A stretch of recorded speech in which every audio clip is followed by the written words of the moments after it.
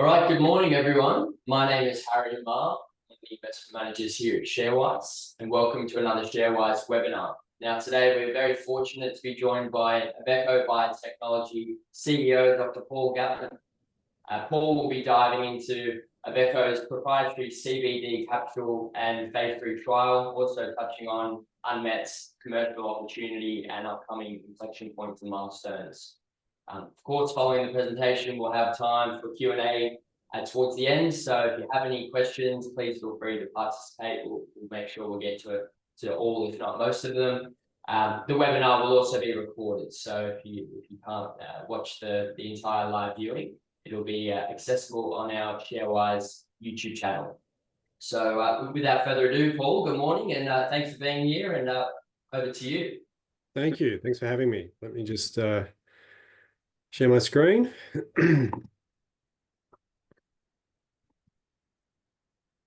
Perfect. All right. So, yeah, thanks, everyone. Good morning. Thank you for your time. As you've heard, my name is Dr. Paul Gavin. I'm the Chief Executive Officer at Avecho Biotechnology. Now, look, we've spent the last 4 or 5 years driving a proprietary cannabidiol capsule towards TGA registration in Australia. And the final major piece of data we need for that is a pivotal phase 3 clinical trial readout. Now, the study that we have is currently underway. It's for insomnia, and it's working towards a key milestone, which is an interim analysis.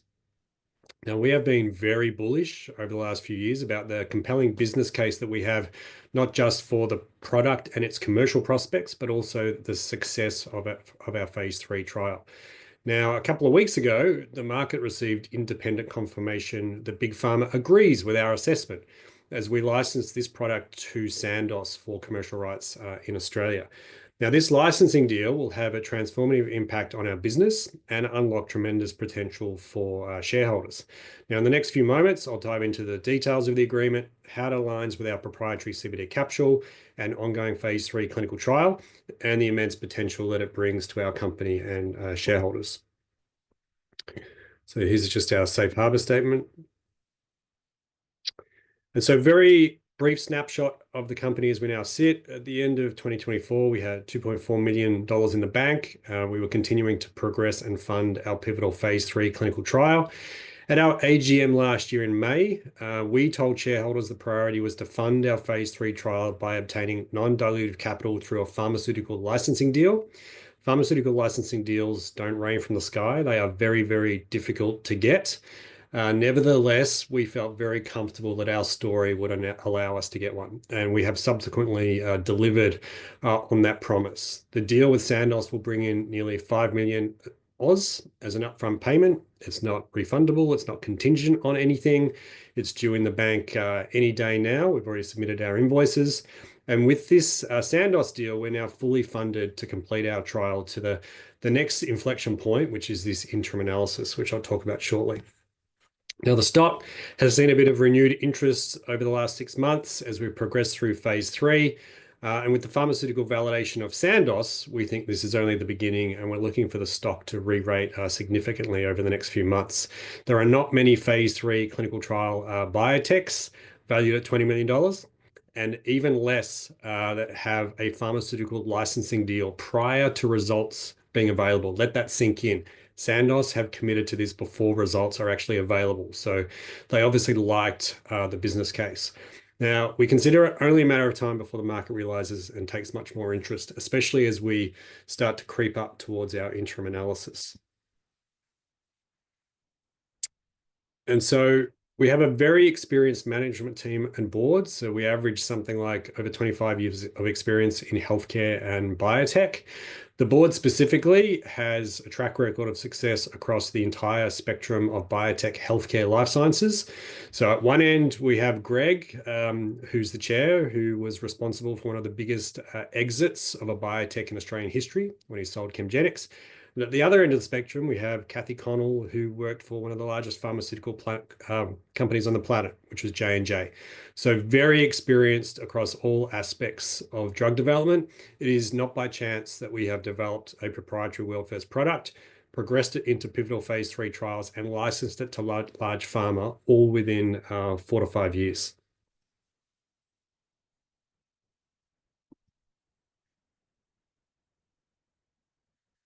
And so for those new to the story, we've been focused on developing a pharmaceutical drug product that combines our TPM delivery technology with cannabidiol or CBD. CBD is the major non-psychoactive component of cannabis. So you can't get high off it. It's an anti-inflammatory. It's being developed as a true pharmaceutical, which is rare for cannabinoids. So this is not medicinal cannabis. It's not consumer cannabis. This is being built as a proper pharmaceutical with all the benefits that come with that. It's shooting for a primary indication of insomnia, which is becoming a huge problem around the world. Affects 10 to 30% of the population. I'm sure half of the people on this webinar suffer from insomnia and are potential patients moving forward. There are currently no pharmaceutical CBD products anywhere in the world for insomnia, but sleep remains one of the most common indications that CBD is prescribed for in the medicinal cannabis markets. Now, the market opportunity itself is very large. In Australia alone, 9.5 million Australians have insomnia and 3.6 million are considered chronic insomniacs. The conservative estimate is that the first CBD product registered with the TGA for an indication like this will have annual revenues in Australia alone of above US 125 million. Now, extrapolating outwards, there are over 230 million people around the world with insomnia. So you can see how big a product it could be in global terms. Now, importantly, from our perspective, and you'll hear me really harping on about this, the product now has commercial validation with our first licensing deal with a global multinational, which is Sandoz. The terms of the license are very attractive for us, and we will earn substantial annual revenues upon successful commercialization. And as we move forward, our phase 3 is approaching a major inflection point, which is this interim analysis. And there's potential further upside in additional licensing deals for additional countries, which we'll talk through in a moment. So before talking about the product, did want to touch upon the indication. As I mentioned, major problem worldwide now. Now, insomnia, I don't really have to tell you what it is, but it's broadly defined is difficulty initiating or maintaining sleep. When sleep is disordered, every bodily system is affected. The Australian government a couple of years ago recognised the problem of insomnia and listed sleep as something of national importance, right up there with diet and exercise. So they're looking very closely at what they can do to improve the problem. Not just a symptom, not just a disorder of its own. Insomnia is also a symptom of a range of other disorders, particularly mental health and depression, which are becoming huge problems around the world. A lot of the US psychiatrists that we talk to, the first thing they would love to do for their depressed patients is treat their sleep. That's of immense benefit, but it's very dangerous for them to prescribe sedatives to depressed patients, as they could use the sedatives in order to self-harm. So safer sleep medications that have no side effects like this are really required.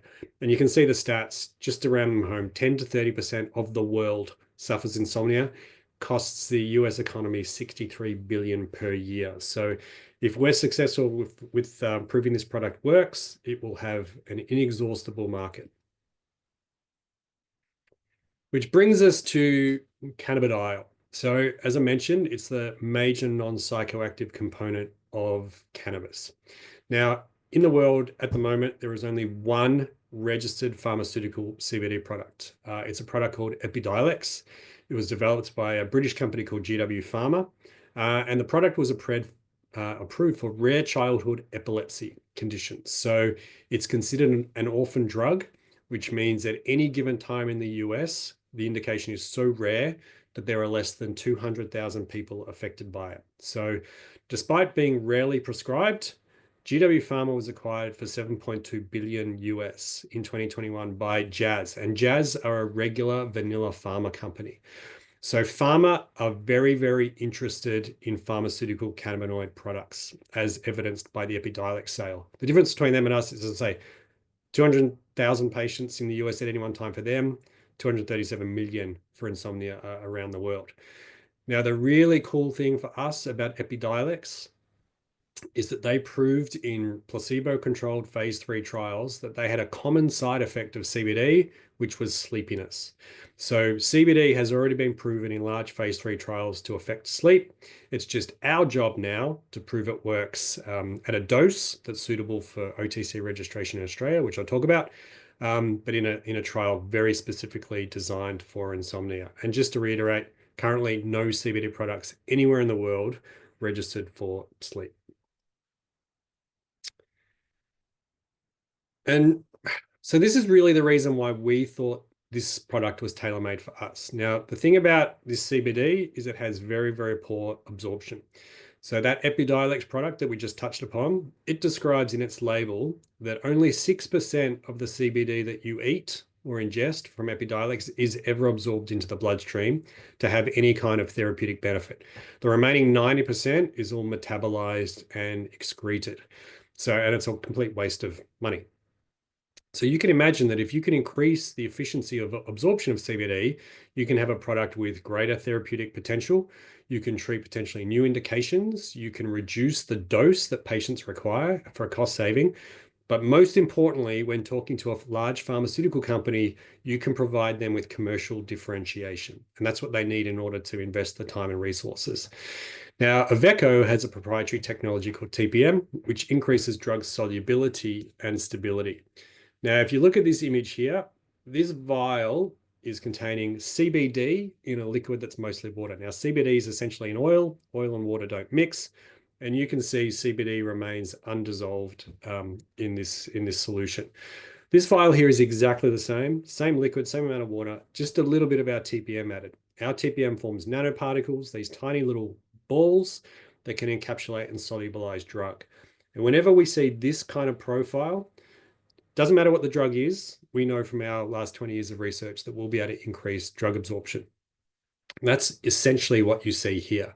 This is a PK study. A PK study is essentially where you administer a product and you monitor the drug concentration in the blood over time. This is done in the UK. This is done in dogs. This is the exact lab that did all of GW Pharma's work. And what you're looking at here is the CBD concentration in blood over time after a single administration of Epidiolex. What you're looking at with the red line is Epidiolex again. It's just that we dissolved a bit of our TPM into Epidiolex. So simply dissolving our TPM into Epidiolex increases the absorption by about 400%. And so for us, that's a commercially differentiated product that has advantages over everything else in the market. And that really told us we should be pursuing this opportunity. And just the unique thing about this opportunity is there's a very specific Australian flavor. Now, as biotech, you'll never hear a biotech talking about developing a medicine for Australia. You just won't. 27 million people, very small target market. You're always focusing on the US and Europe where there's, huge volumes of people. But something has happened in Australia that makes it particularly attractive. And it's not to say that, we're not focused on the FDA in Europe. 100% that is still the focus. But there's a stop on the pathway to the US in Australia, which looks very, very commercially attractive. And essentially what that is that our Australian TGA, to incentivize proper pharmaceutical development with CBD, has allowed the product to be registered in the future as an over-the-counter medicine. So what's an over-the-counter medicine? An over-the-counter medicine is one of those pharmaceutical drug products that you buy directly from the pharmacist. It lives behind the counter with the pharmacist. You just talk directly to them. You don't have to pay to see a GP. You don't have to pay to get a prescription. You can walk into any pharmacy in the country at a time that is convenient to you and buy the product. So huge commercial advantage over prescription medicines, direct access to the entire Australian adult population without medical intervention. So Australians spend over 5 billion a year on OTC. And so when this was first announced, the medicinal cannabis market, everyone got excited. We looked at this opportunity and felt that this was written especially for us. We didn't think any of the medicinal cannabis companies could do it, given that they don't have general experience in drug development. And essentially 5 of us set off after this opportunity. We were the only biotech. The other 4 are medcan companies. They all failed in 2023. leaving us as the only one left developing the product for this opportunity. So consequently, we met the TGA last year. TGA is desperate for one of these products to get approved. We are their last chance. We met with them in February, I think. They reviewed our phase 3 trial design. They reviewed our protocol and essentially determined that, yeah, they agree that our product and our program is very robust, very well thought out, and they had no recommended changes. Now, this was unique to Australia. New Zealand has subsequently adopted it, and Health Canada has very recently sort of announced that they're looking at something very similar, but otherwise unique to the world. And unique to the world and a really, really compelling opportunity. So as I say, the first mover, the first company that gets registered with Australia has this 10 to 30% of the Australian population all to themselves. So as I say, 9.5 million Australians with symptoms of insomnia, 3.6 million are chronic. The conservative initial estimates in the space have been the first OTC CBD product to successfully do this with the TGA. We'll have a local market, so just in Oz, above US 125 million per year. So again, just for Australia. So globally, you can imagine how big the product could be with sort of 230 million people around the world. The US, the global market is already above 5 billion for insomnia, and this bigger mental health space is already above $370 billion and crying out for a patient like this, product like this. Now, everything I've just told you makes for a very great story. So unique products, unique technology, patent protection, first mover advantage, robust clinical trial, large market. It all sounds great. And we've been very vocal about the commercial potential of the product and this Australian market thing. But I guess from an Australian retail shareholder perspective, you can obviously be skeptical, and we completely understand. Like, you will all be used to hearing CEOs like me get up and talk about how our program is the best thing in the world and how we're all going to get rich and what an amazing story it is. And the truth is that retail shareholders are not scientific subject matter experts. So it can be difficult for you to determine which CEO is telling the truth and which is hype and marketing. And essentially what you need is a large independent expert that can conduct due diligence on your behalf. And so with that in mind, I would like to introduce you to Sandoz, the large Swiss multinational pharma company that has just spent 3 months doing due diligence on our program. And at the end of that due diligence, where they have crawled through everything, specifically our data and the commercial business case for the product, they've ended up coming away from that saying, we 100% agree and we will come in now. And so they have licensed the product before clinical trial data is available. So you really need to let that sink in. We are very excited to be moving forward with them. As I say, US $20 billion company. They were the generics division of Novartis, which is one of the biggest pharmaceutical companies on the planet, until Novartis spun them out in 2023 to become their own independent entity. They have a global presence of over 1,500 approved medicines. As a biosimilars generics company, their role in life is to increase access of patients to medicines. And they treat over 800 million people every single year. So this is exactly the kind of caliber of pharmaceutical product company that I dreamt we would be able to partner on our product with. And it is exactly the caliber of company that you guys should be comfortable has done their due diligence. And if they are interested to invest, it really does need the market to take very close notice. Now, the reason why they are perfect at this point in time for us, in addition to the global footprint and the reputation that they are the second largest generics and biosimilars company in Australia. So large multinationals can easily dismiss Australia because the population is so small. Sandoz know how to make money here. They're the second largest company. They have a nationwide presence and a strong partnership across the entire pharmacy chain sector. And they have already robust distribution networks in place. So they can service every pharmacy nationally. There's over 5,700 pharmacies. They are perfectly positioned to maximize the commercial value of our CBD products in Australia. And so the terms of the deal, very, very attractive for us, very fair. Sandoz were very fair in the negotiations, which we're very thankful for. They've essentially purchased the exclusive rights to commercialize the product in Australia. In return for that, they paid an upfront fee of US $3 million for the commercial rights. We're eligible for 16 million US of additional milestones prior to commercial sales. Once on market, we'll have tiered royalties between 14 and 19%, which are very, very, very good royalties. We are responsible to complete the phase 3 trial and the development. Sandoz are responsible for all the sales and commercialization. Now, Sandoz will purchase the product from us. So we will be manufacturing in the US through a US manufacturer, but they'll be buying the product from us.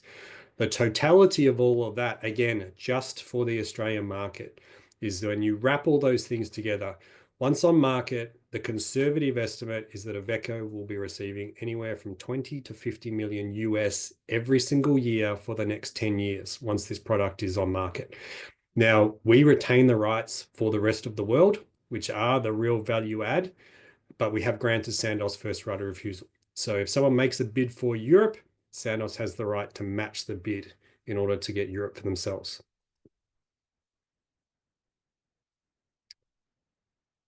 And so this allows us to enter a very, very exciting new phase for the company. The first deal is always the hardest.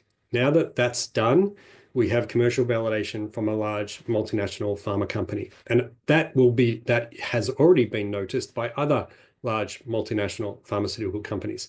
So it allows us to enter a new phase of commercial growth following really many, many years of hard work to get here. So Australia is the first step.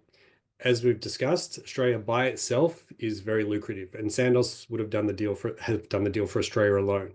But as compelling as the Australian opportunity is, the rest of the world is still worth so much more. And we can use now the Australian deal as a benchmark for subsequent licensing negotiations. So as an example, the American pharma market is about 30 times that of Australia. The European is about 20, Chinese market's about 10 times. You can see where I'm going.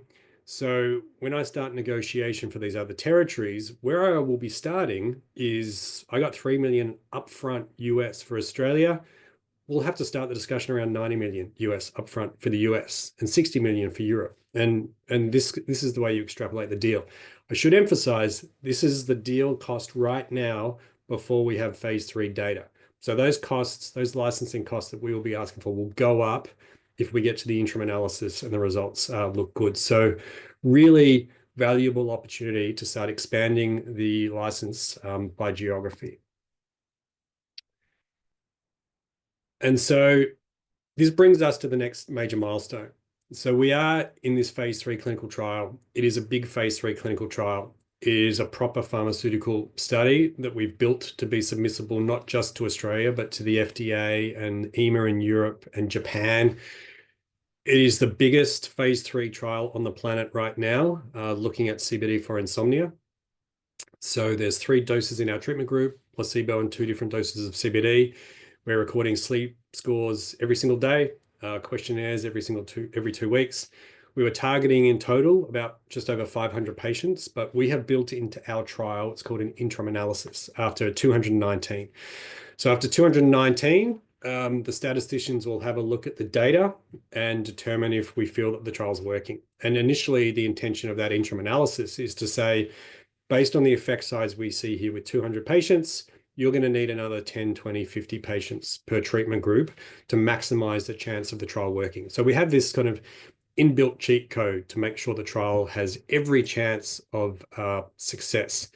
Now, leading up to the end of last year, we had about 70 patients on study medication. So we're about a third of the way to the interim analysis.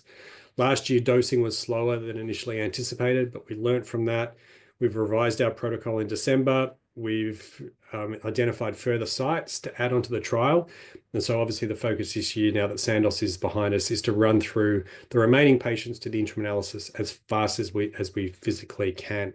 And the intention is dose everyone this year so that we can have a result first thing in the new year. Now, as I say, historically, the interim analysis was to tell us how many further patients we needed.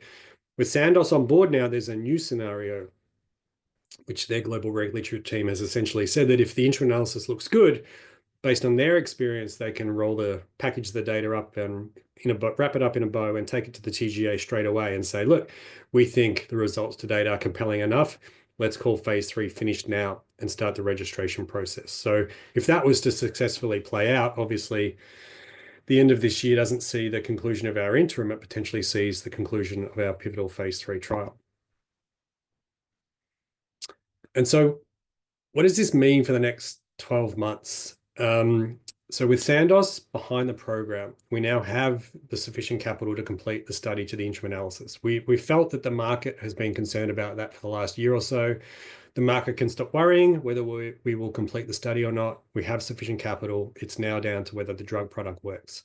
And it's now on us to complete the trial as fast as possible. Now, I've shown this slide a couple of times in the last couple of weeks.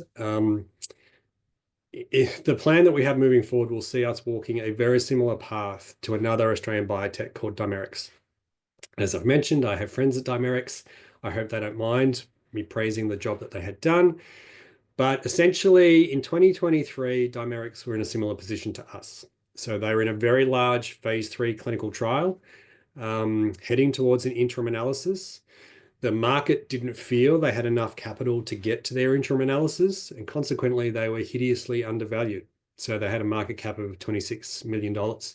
Then they did a licensing deal out of the blue, non-dilutive capital, first licensing deal for Australia, New Zealand, Europe, UK, and Canada. And their market cap jumped up immediately to nearly $90 million. And then it continued to grow as they headed towards this interim analysis, as people went, gee, if this interim analysis works, it could be anything. Their interim analysis worked and their market cap went up again. And then they sold the rights to another geography and then a subsequent another geography, exactly as we intend to do. And their market cap went up 13 times in the space of 12 months. So everyone in, I don't know, retail shareholder world is always cursing that they've missed their window of opportunity to buy. Us, Avecho, have only licensed Australia. And, we have all the upside of our interim analysis and subsequent licensing discussion to come. And we have all the big ticket geographies still to sell. We've only sold Australia. So there is significant opportunity for this share price to re-rate over the coming period. As I said at the start, there aren't any phase 3 clinical trial companies with pharmaceutical backing that are worth $20 million. It's only a matter of time before the market catches on, and we expect a significant re-rate. And so the year in front of us, we've got the first licensing deal out of the way, huge relief. We've got all the funding we need to get to the interim. But in addition to that, the validation of Sandoz that our product and our business case is compelling. So as I say, the fact that they've invested now prior to study results being available demands serious consideration because their criteria for investment is much higher than yours. So if this opportunity was compelling for them, we would expect the market to start looking at this very closely. Now that that's done, phase 3 is the priority. Interim analysis towards the end of this year, patients dosed towards the end of this year. Trials opening now. We're going to do that as fast as possible. But in the meantime, we expect there'll be further partnering opportunities for the product in additional territories, not just for this product, but for some of the cannabinoid products we've developed in other markets. So recreational and consumer and medicinal cannabis. So we've got a range of interested parties there. I really had to push those discussions to the side over the last 5 months while I focused on Sandoz. Now that's done, I've already revised those discussions and we hope to get some stuff done on those in the foreseeable future. And so lastly, interim analysis will trigger our TGA submission. Really, really confident that we are perfectly placed to be the first product registered with the TGA. And if we are successful there, as I say, it'll be the second registered CBD product as a pharmaceutical on the planet. The first one was acquired for $7.2 billion US. So really, really comfortable that we put ourselves in the perfect position, not just to get value add for us, but our shareholders moving forward. And so look, with that, thank you for your time and happy to answer any questions you may have. Thank you, Paul. That was fantastic. Very, very insightful. Seems like a very exciting time for Avecho in what seems to be a largely untapped market targeting insomnia. So I've definitely got some questions of my own. I'm sure we'll have some questions come through from our attendees also.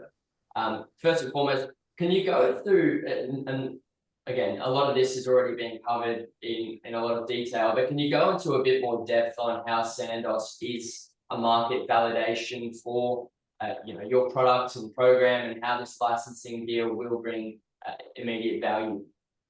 Sure. So, I mean, pharmaceutical companies don't throw money around for free. So, everyone seems to think that because pharmaceutical companies have a lot of money, which they do, that they'll invest in anything. And that's just not the case. It is very, very hard to get a pharmaceutical licensing deal. And so essentially, in order to get this across the line, there are really three things that Sandoz crawled through. The first was the product and the clinical trial. Sandoz had to be convinced that everything that we'd said about the product was correct, that it looked like it was stable, it looked like it worked properly, that our phase 3 clinical trial was designed appropriately. I had to supply the CVs and training records of every single individual that had been involved in the trial for the last 5 years, all through thought process of design. So they had to be convinced on the technical side that the product and the clinical trial had a good chance of success and were the real deal. The second thing they had to look at was us, whether we had sufficient expertise and knew what we were doing, and whether we would be a good partner, because it's a long-term partnership. It's 10 years. So they needed to make sure that we were the kind of company that they could trust. And lastly, the business case.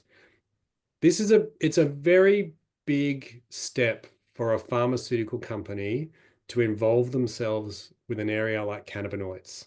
Just think about what that involves from even an IR perspective. So they needed to be sure that the business case was compelling, and the business case that they looked at independent of us was that in Australia, this product will be huge. And so those three things together, um, tells the rest of the market. So very specifically as well, other pharma companies know what's involved in a pharmaceutical due diligence. So the fact that Sandoz has signed tells everyone else in the pharma world that everything I've said is true and the real deal. Yep, fantastic. And as you said, as you mentioned during your presentation, retail investors are non-scientific experts. So, it is interesting to hear the due diligence that a business such as Sandoz, with their size and magnitude, what they had to go through. So you said it was the products, the training records, the business itself, the business case. They went through all of that in order to commit, and they're committing prior to the result being available as well. That's right. That's exactly right. I mean, that's the huge, as I say, last year at our AGM, when we said we're going to license this product, we're not going to capital raise, we're not going to put our hat out again to shareholders. We're going to get a pharmaceutical licensing deal. The overarching response was, how on earth are you going to do a pharmaceutical licensing deal prior to the results of the phase 3? And we have. And the reason we have is because all the underlying data and the business case are very, very exciting. So from Sandoz's perspective, they get it now for $3 million US upfront. That is not the cost that it would be if it was de-risked further by an interim analysis result or a phase 3 clinical trial result. If they had have waited for the interim analysis result, they would have been in a bidding war with 5 or 6 other pharmaceutical companies. So smart business from their perspective. Yeah, absolutely. Now there was a degree of selling, upon the Sandoz announcement, and the share price didn't increase as much. Was that surprising to you at all? It was surprising, and equal parts surprising and depressing. Essentially what happened is that one of our major shareholders took the opportunity to exit into that positive announcement, not just a positive announcement, the positive announcement. So they artificially put a cap on the share price going up. We expected it to easily double. We had bids in the morning queuing up that were all above a cent before our major shareholder, not our major shareholder, one of our major shareholders started selling. So yeah, they have now fully exited. So they had some overhang that we were concerned about, but they got we crossed their remaining parcel off market last week or late the week before. So they're no longer a selling pressure to reduce any increase over time. But yes, it was very surprising to us, unexpected. But now that they're out of the way, we've kind of set a new baseline. And as I say, my job now is to run around and tell everyone this story because it's a good story and it won't stay at this price for long. Yeah, of course. You said in, I think it was 2023, the last standing business also trying to tap into this market, pulled out of the race. Now, why do you think other players in your space have failed during development? And how confident are you that yours will succeed? So fortunately, and anyone new to the story can sort of go back and look at some of the historical webinars that the company's done. So when you do a clinical trial in Australia or anywhere in the world, you have to publish online your clinical trial design. Now, the other four companies, as I say, when this opportunity arose, they all ran into clinical trials as fast as they could to try and get the first mover advantage but clinical trials are hard. You can't run into a phase 3 clinical trial. It needs very, very considered thought. It took us a year to build our phase 3 clinical trial using FDA guidance documents and EMA and experts overseas. And very, very specifically, what we knew was that the risk for all these trials is something called the placebo effect. So the placebo effect is a common thing in clinical trials. Essentially, patients on your trial will improve even when they haven't received study drug. And that's the problem. And it's a bigger problem for trials like us, where you're asking patients to report how they're feeling. Anytime you're asking patients how they feel, whether it's a pain clinical trial or a sleep or anxiety, the placebo effect is big. Now, we went through our peers' clinical trial designs and we knew they weren't taking the placebo effect seriously. And we actually communicated this to the market. And we said, we think everyone else is going to fail because they're not taking the placebo effect seriously. And that's what happened. So in 2023, it was a sequence of them all announcing that their trial failed because they couldn't see a difference between their treatment and their placebo groups. Now, we have built into our trial mechanisms to limit the damage of the placebo effect. So we don't talk in the public domain about exactly what they are, because that would sort of give any patients on our trial a heads up. But we have very strong design elements in our trial to minimize the placebo effect. And so if you can remove the placebo effect or minimize it, you're in a much better chance of success. And the second piece is the interim analysis. So again, given we are all pioneers in this space, no one exactly knows how many patients you need in your trial for a successful outcome. If you have an interim analysis in the middle, you can adjust the number of patients you need mid-study to make sure you have the right amount of patients. Now, our interim analysis of 200 patients is as big as the other company's complete trials. So they just didn't have enough patients as well. So there's a whole range of individual things that make our trial geared up for success. Sandoz agrees, which is why they're in.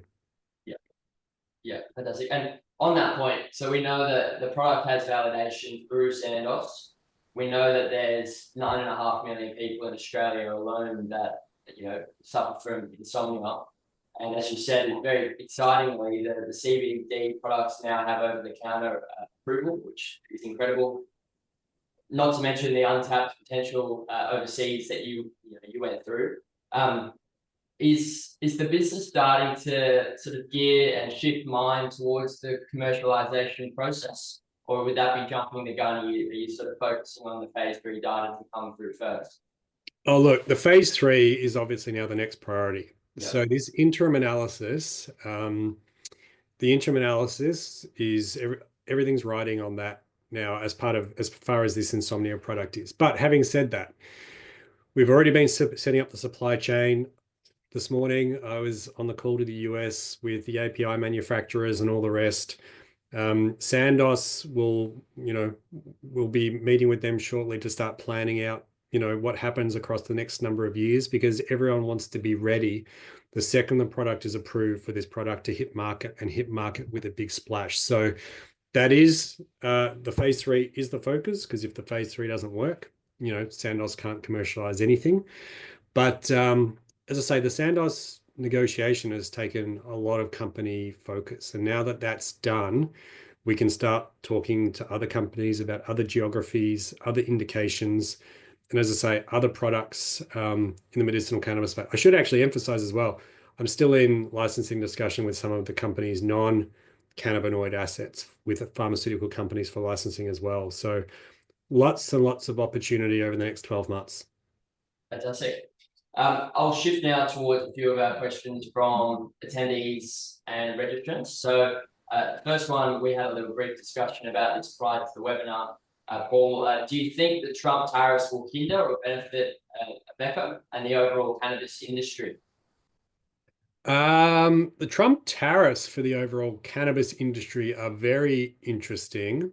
So I've already seen what's the Canadians and the Americans trying to determine what happens moving forward. I mean, that's the recreational cannabis market over there is a whole beast unto itself. I was talking about the tariffs this morning with our American manufacturers. We don't see Trump's tariffs initially, I mean, assuming that they all come through, affecting this product at all, very specifically because initially the product is being manufactured in the US for export to Australia. So it's not going to be a product being imported for sale in the US that attracts the tariffs. It'll be American manufacturing, which Trump wants, for export to Australia. So we don't anticipate a problem from that perspective. Okay. As you said in your presentation, as of December 2024, you've had 70 patients that have received the study or medication as part of the phase 3 trial interim analysis. How many patients have now received the medication? Look, we haven't provided an update on that yet. So essentially, we stopped recruiting patients over the holiday period, Christmas and New Year's, and really most of December as well, very specifically because we could not have any new patients entering the study and having key sleep measurement points occurring over a holiday period. We didn't want Christmas, New Year's, summer vacation to affect any sleep scores on any pivotal readouts. So we are just doing all the starting recruitment again now. So the additional piece which we needed the Sandoz agreement to do was pushing the button on new clinical trial sites.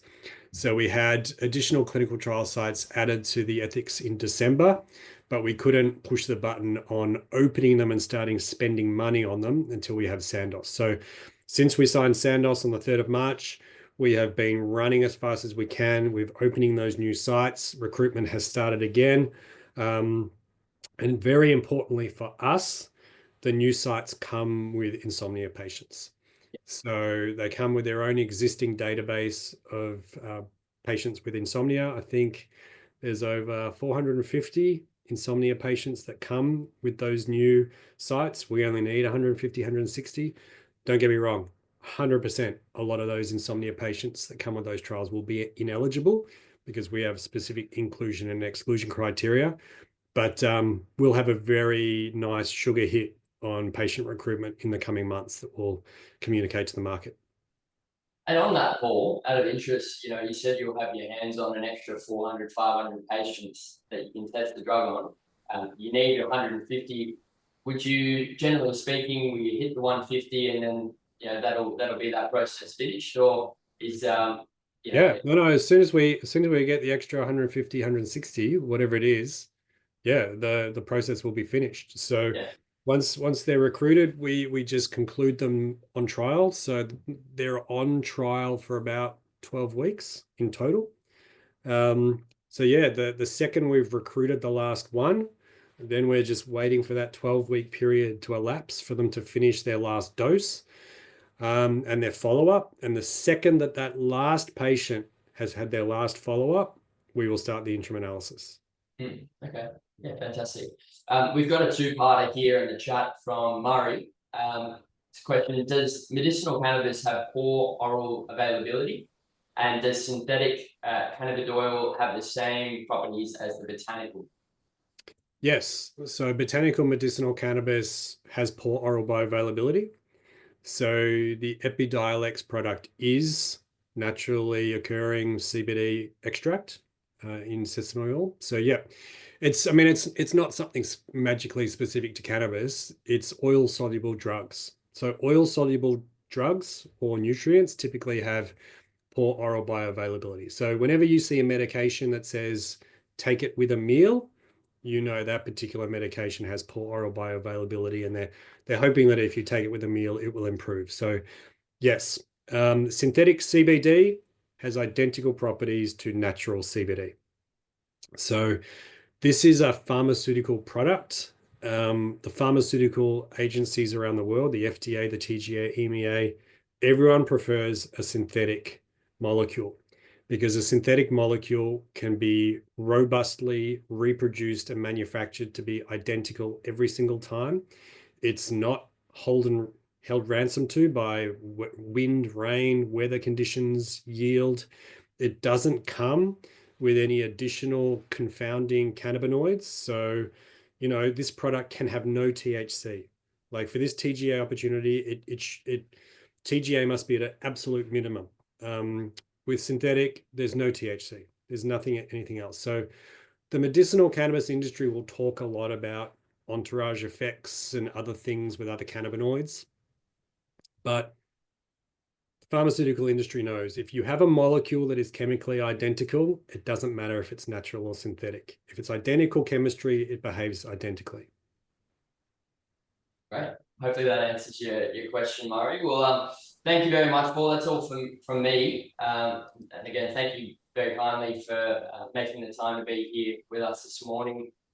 I'm sure, much like our attendees, I'm very eager to follow the Avecho story and watch how the business develops, especially with the phase 3 data coming out imminently, right? So, yeah, thank you again, and I'll have to have you on for another webinar in the future. Thank you. Anytime. Cheers. Thanks, Paul.